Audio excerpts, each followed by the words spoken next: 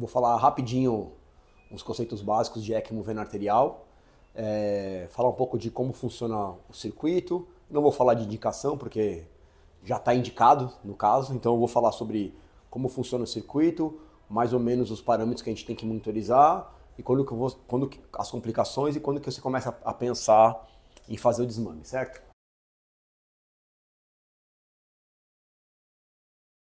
A ECMO vena arterial, ela serve para você fazer um bypass, tanto no pulmão quanto no coração. Então, normalmente, a função cardíaca também está prejudicada e você vai dar um débito cardíaco para o paciente através da máquina, certo? Então, o circuito basicamente funciona assim. Eu vou desenhar aqui para vocês a canulação periférica, que é a que a gente está mais acostumado, mas normalmente o paciente quando vem de centro cirúrgico ele vem com uma canulação central. Mas o conceito é mais ou menos o mesmo, né? Você vai drenar o sangue de uma veia, normalmente a gente usa a veia femoral. Aqui a gente tem uma bomba central. Esse primeiro lugar aqui do circuito é um circuito onde a pressão é negativa, porque a bomba está puxando o sangue para cá. A bomba vai passar o sangue por um oxigenador e vai devolver numa artéria. Normalmente a gente usa a artéria femoral também, certo? O que a gente tem aqui ligado? A bomba, ela fica ligada num console. E esse console tem normalmente aqui embaixo um aquecedor para você regular a temperatura do paciente, já que você vai passar uma grande quantidade de sangue do débito cardíaco dele por fora do corpo para você não perder muito calor. No console, normalmente você tem um botão que você ajusta a rotação por minuto e de acordo com a rotação por minuto, ele vai te dar um fluxo. Uma relação ideal é 1000 rotações para 1 litro de fluxo, certo? Isso é uma relação ideal. Claro que quanto maior a relação, melhor e mais fácil, certo? Aqui no oxigenador, você vai entrar o oxigênio junto com o ar comprimido. Aqui você vai regular o que você quer dar de oxigênio, então você pode colocar um FO2 que vai de 21 até 100%, e o ar comprimido, que a gente chama de sweep, você começa ali normalmente também 1 litro para 1 litro de fluxo, mas você pode chegar até onde você quiser e aonde você regula o CO2, certo? É aqui que vai fazer a lavagem de CO2. Então ficar atento para o paciente não ficar com CO2 muito alto nem muito baixo para evitar isquemia ou edema cerebral, certo? Então normalmente a relação é isso. Quanto 1 litro de fluxo você coloca aqui, 1 litro de sweep, e você vai aumentando devagarinho ou baixando de acordo com a gasometria do paciente. Esse aqui é o circuito básico. Coisa que você tem que saber. Essa zona aqui a gente chama de zona perigosa, porque é uma zona que pode entrar ar, já que a pressão é negativa. Qualquer quebra no sistema vai puxar ar para o sistema do paciente. Essa zona aqui, que é a pós-bomba e pré-membrana, é a zona segura. Por quê? Porque se entrar ar, o oxigenador consegue... Primeiro que vai ser difícil entrar ar, porque a pressão é positiva. Mas se acontecer alguma coisa, tem um oxigenador aqui que faz uma segurança para o paciente, não deixando que o que aconteceu vá direto para o sangue do paciente, certo? E a segunda aqui, a terceira zona, que é a zona pós-membrana, que é uma zona também que a gente costuma manipular muito pouco, porque se acontecer alguma coisa aqui, vai direto para o paciente, a não ser que você consiga clampear muito rápido. Esse é o circuito básico de qualquer ECMO, e na ECMO vena arterial, a diferença é que você devolve o sangue para uma artéria. Particularidades aqui desse circuito. Normalmente, quando ele é periférico, você instala um perfusor para baixo aqui. Então você pega como se fosse um kit de marca-passo, porque nessa cânula de devolução tem uma torneirinha, você consegue puxar o sangue daqui e devolver para baixo. Então você funciona na direção ao contrário do que você funciona normalmente para passar uma PAI, conecta com 2 conectores aqui, que tem um final macho e um final macho, para conectar, já vem no kit da ECMO, para você conectar e perfundir o membro aqui, para não ter perigo de ter isquemia, tá? Então isso aqui é o conceito básico. Se você resolver monitorizar as pressões, para ter uma ideia, essa pressão aqui negativa vai de -20 a -50.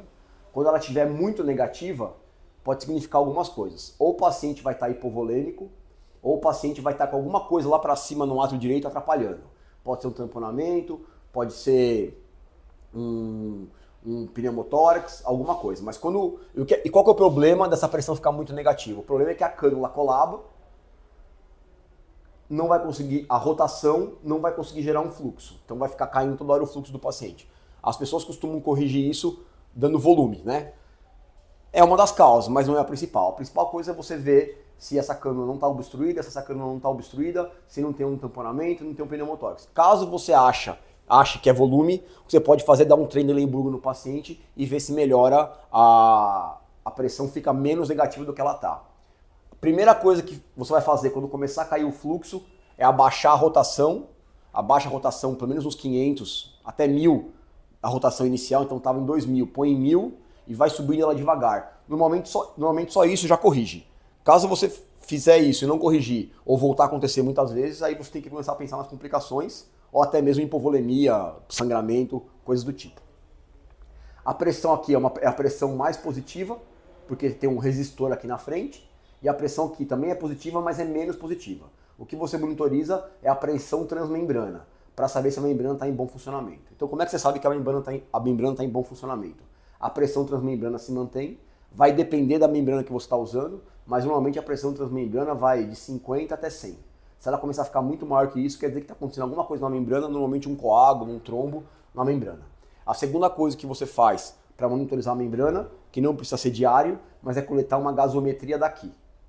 Quando você coletar a gasometria daqui, você tem que ter uma PaO2, pressão arterial de oxigênio, maior que 250, quer dizer, a membrana está conseguindo oxigenar o sangue, certo? É o principal marcador que você tem. Outros lugares que você pode coletar gasometria. Daqui, porque vai ser equivalente a uma saturação venosa central, certo? Por quê? Porque o sangue não está misturado, né? Na equimovenovenosa, você vai estar coletando, se você coletar o exame daqui, a cânula de devolução que está na veia pode jogar todo o sangue oxigenado para cá, então você vai ter um valor falsamente aumentado. Na equimoveno arterial, como a devolução está na artéria, não acontece essa mistura. Então aqui é um valor bem reliable da saturação venosa do paciente, que vai servir para você entender mais ou menos como é que está a função cardíaca dele, né? Não vou entrar nesse ponto. Então gasometria principalmente venosa, uma vez por dia, a cada 48 horas na membrana, para essa membrana tá tendo um funcionamento adequado. E arterial, de onde você coleta? Essa é uma pergunta bem boa e que faz muita diferença. Se você puder ter uma PAI na radial direita, é a melhor coisa. Por quê? Porque o sangue vai sair o sangue vai entrar na artéria femoral, passar pela ilíaca e passar por todo o tronco da aorta aqui, onde tem as carótidas, e você coletando uma gaso arterial desse lado aqui, você vai ter, e ela tiver com uma pressão arterial de oxigênio boa, pelo menos uma pressão arterial de oxigênio maior que 60, você vai estar garantindo que o sangue que está vindo da ECMO está dando a volta e passando bem oxigenado pelas carótidas. Então, se você tiver uma pressão arterial invasiva na radial direita, é o melhor dos mundos para você monitorizar pelo menos o quanto de oxigênio e de CO2 está chegando no sistema nervoso central do paciente, certo? Então, isso seria o ideal.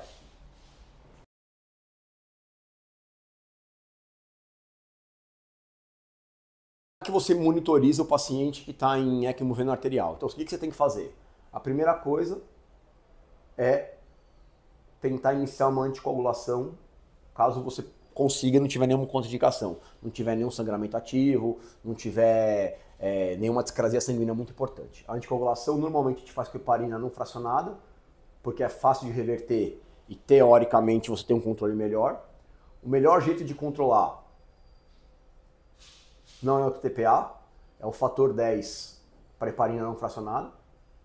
Todo laboratório agora faz isso. Tem vários trabalhos mostrando que às vezes o TTPA ou está muito alto ou está muito baixo, porque o paciente tem resistência ou tem produção de antitrombina 3. O TTPA não está ajustado e quando você coleta o anti-10A, ou ele está bom ou ele não está, e você está achando que o paciente está anticoagulado ou não.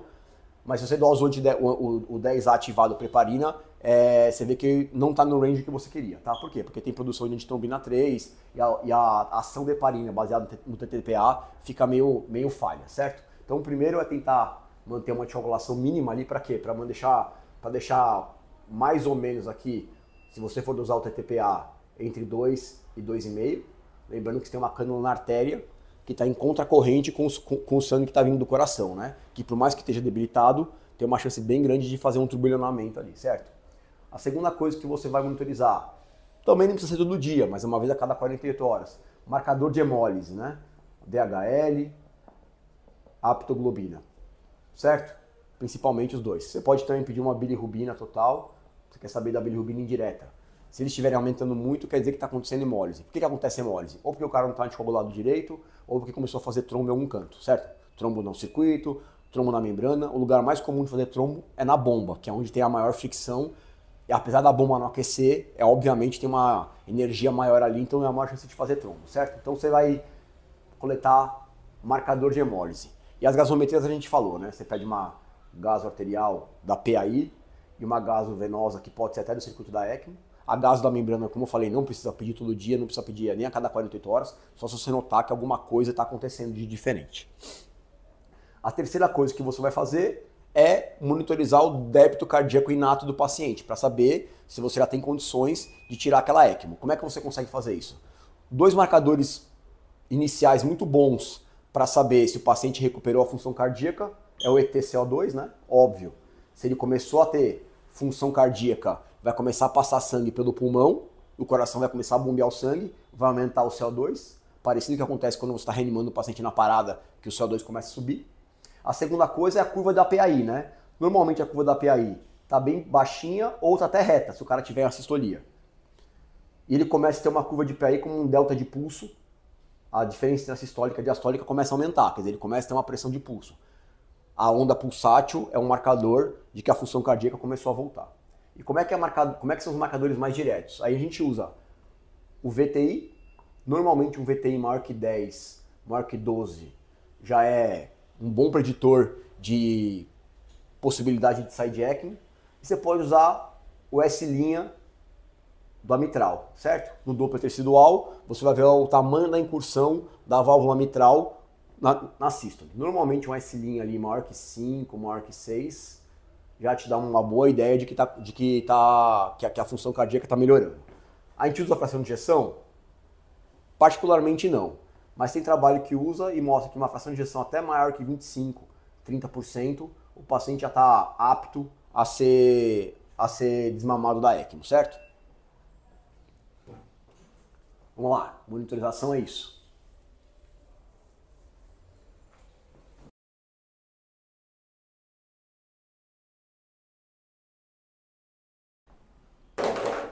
Basicamente, complicações. A principal complicação é sangramento no sistema nervoso central, certo? Não tem como saber. Vale lembrar, e é muito importante, se o paciente estiver curarizado, também tem um monte de trabalho que mostra que o curário atravessa a barreira hematoencefálica, então o cara pode ter a pupila abrir ou ficar isocórico. Se ele tiver com curário, o que eu aconselho é desligar o curário e esperar um tempo antes de sair correndo com esse paciente para tomografia, certo? Claro, você suspende a anticoagulação, mas espere um tempo para fazer o efeito do curário. Uma coisa que ajuda é fazer o teste de pilocarpina, né? Você abre o olho do paciente, pinga um colírio de pilocarpina. Se ele não contrair, fala muito a favor de droga. Se ele contrair com colírio de pilocarpina, fala mais a favor de lesão neurológica, certo? Segundo, trombose. E o principal trombose na ECMO veno-arterial é um trombo dentro do VE, certo? Por quê? Porque o sangue fica lá parado, se o VE, ainda mais se o VE não estiver batendo, não estiver esvaziando, a chance de trombosar lá o ventrículo esquerdo é muito grande, e aí o tratamento é tirar o trombo cirurgicamente, certo? A terceira complicação a gente já falou que é hemólise, certo? Que é normalmente muito bem contornável, certo? A quarta complicação é dilatação do ventrículo esquerdo. O ventrículo esquerdo dilata. Por quê? Porque ele não está batendo e está enchendo de sangue. Aí é uma coisa que eu sempre falo, é da onde está vindo sangue, se o ventrículo esquerdo não está batendo, teoricamente o retorno venoso está todo passando pela ECMO. A ECMO está dando débito do cardíaco. Vem das artérias, vem da aorta abdominal, que preenche as artérias torácicas, principalmente daí, tá? Então o ventrículo vai acabar dilatando de um grau ou de outro, certo? O que você pode fazer para o ventrículo não dilatar? Usar o balão intra-aórtico ou usar um dispositivo, um segundo dispositivo que é o Impella, que ele vai entrar na aorta e esvaziar o ventrículo esquerdo, ou fazer uma comunicação interarterial, certo? Para furar o átrio esquerdo e o átrio direito, acessar o átrio direito pelo átrio esquerdo e esvaziar dali com um catéter, certo? O balão intra-aórtico normalmente funciona bem Lembrando que se você for desmamar a ECMO e o paciente estiver com balão intraórtico, a primeira coisa que você tira é a ECMO. Ela facilita o desmame, o balão intraórtico facilita o desmame da ECMO e ele é bem menos mórbido do que a ECMO. Então você tira primeiro o componente mais mórbido para depois tirar o balão intraórtico, certo? Nunca fazer o contrário, certo? Então, estratégias para não distender o VE. E a quinta coisa, que é uma complicação boa, que é a síndrome de Arlequina, né? O que pode acontecer na síndrome de Arlequina? O cara começa a recuperar a função cardíaca, o coração começa a ejetar sangue contra o sangue da ECMO. E o coração recupera a função e começa a ejetar o sangue. Esse sangue aqui, teoricamente, está vindo de um pulmão pouco oxigenado. E ele vai preencher aqui membro superior, sistema nervoso central. O paciente fica hipoxêmico em cima e fica bem perfudido embaixo. Também é chamada de síndrome norte e sul, certo? O que você pode fazer para isso? Aumentar a rotação da ECMO, para tentar subir a mistura lá para cima. E o que você pode fazer é, já que o cara começou a recuperar a função arterial, tentar pensar num método híbrido, né? Que é pegar e fazer uma ECMO veno-arterial venosa. O sangue de devolução que está vindo todo para a artéria femoral, você faz uma cânula em Y e devolve um pouco desse sangue para o átrio direito, pela veia. Porque aí você vai garantir uma oxigenação vindo da ECMO aqui, até o cara recuperar de vez o coração e você conseguir desmamar a ECMO. Mas a principal coisa é, começou a acontecer isso, é uma, como eu disse, uma complicação boa, porque o coração está respondendo. Então é a hora de você talvez começar a pensar em tirar a ECMO, certo? Beleza.